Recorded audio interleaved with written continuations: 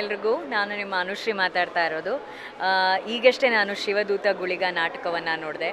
ಬಹುದಿನಗಳ ಆಸೆ ಅಂತ ಹೇಳಿದ್ರೆ ಖಂಡಿತವಾಗ್ಲೂ ತಪ್ಪಾಗಲ್ಲ. ಯಾಕಂದರೆ ಊರಲ್ಲಿ ಎಲ್ಲರೂ ಹೇಳ್ತಾಯಿದ್ರು ಲೈಫಲ್ಲಿ ಒಂದ್ಸಲಿ ನೋಡಬೇಕು, ನೀನು ಈ ನಾಟಕ ನೋಡಬೇಕು ಅಂತ ಹೇಳಿ.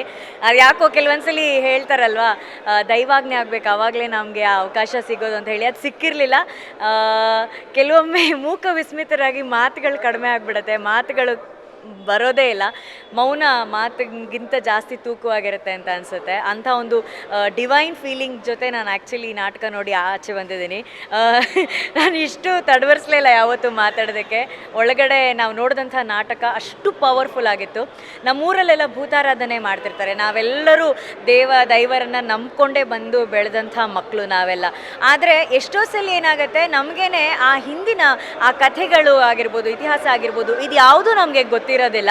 ಅಲ್ಲಿ ಹೋಗಿ ಕೈ ಮುಗಿದು ಆ ಕಾರ್ಣಿಕದ ಬಗ್ಗೆ ನೆನೆಸ್ಕೊಂಡು ನಾವು ಬರ್ತಾ ಇದ್ವಿ. ಆದರೆ ಇವತ್ತು ಕೂತು ಗುಳಿಗನ ಹುಟ್ಟಿನಿಂದ ಹಿಡಿದು ಅವರು ಹೇಗೆ ಅಂದರೆ ಅವರ ಒಂದು ಇಡೀ ಕಥೆಯನ್ನು ಒಂದು ಮ್ಯಾಜಿಕ್ ಥರ ತೋರಿಸುವಂಥ ಒಂದು ಪ್ರಯತ್ನ.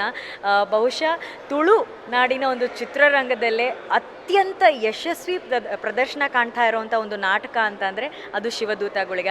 ಪ್ರತಿಯೊಬ್ಬರು ಕಲಾವಿದರು ಕೂಡ ಅವರು ಕಲಾವಿದರಾಗಿರಲಿಲ್ಲ, ಎಲ್ಲರೂ ಅಂದರೆ ವಿಶೇಷವಾಗಿ ಗುಳಿಗನ ಪಾತ್ರಧಾರಿ ಅಂತೂ ನಾನು ಅವ್ರಿಗೆ ಸಿಕ್ಕಿದಾಗ ಹೇಳಿದೆ, ನೀವು ನೋಡಿದ್ರೆ ನನಗೆ ಎರಡೂ ಕೈ ಸೇರಿಸಿ ಕೈ ಮುಗಿಬೇಕು ಅಂತ ಅನಿಸ್ತಾ ಇದೆ ಅಂತ ಹೇಳಿ.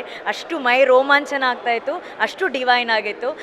ನಮ್ಮ ತುಳುನಾಡಿನ ಎಲ್ಲ ಕಲಾವಿದರು ಸೇರಿ ಮಾಡಿದಂಥ ಒಂದು ಅದ್ಭುತವಾದಂಥ ಈ ತಂಡಕ್ಕೆ ನಾಯಕರಾಗಿರೋದು ವಿಜಯ್ ಕುಮಾರ್ ಕೊಡಿಯಾಲ್ ಬೈಲ್ ಸರ್ ಅವರು. ನಾನು ಮಗದೊಮ್ಮೆ ಅವರಿಗೆ ತುಂಬ ಹೃದಯದ ಧನ್ಯವಾದಗಳನ್ನ ಹೇಳ್ತೀನಿ. ಎರಡು ವಿಷಯಕ್ಕೆ.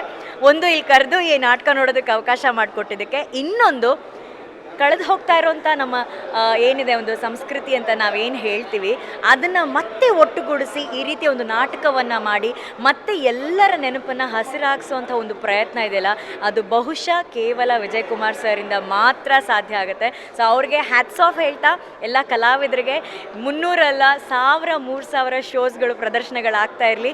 ಮತ್ತೆ ಬೆಂಗಳೂರಿಗೆ ಬರ್ತಾ ಇರಬೇಕು ನಮ್ಮ ಎಲ್ಲ ಕನ್ನಡ ಕಲಾವಿದರು, ಕನ್ನಡ ಕಲಾಭಿಮಾನಿಗಳು ಕೂಡ ಇದನ್ನು ನೋಡಬೇಕು ಅಂತ ನನ್ನ ಆಸೆ. ಮುಂದಿನ ಬಾರಿ ಬಂದಾಗ ಕೂಡ ನಾನು ಖಂಡಿತವಾಗ್ಲೂ ನೋಡ್ತೀನಿ. ನಿಮ್ಮ ಊರುಗಳಿಗೆ ಈ ನಾಟಕಗಳು ಬಂದಾಗ ದಯಮಾಡಿ ನೋಡಿ, ಹರಸಿ ಹಾರೈಸಿ. Thank you so much.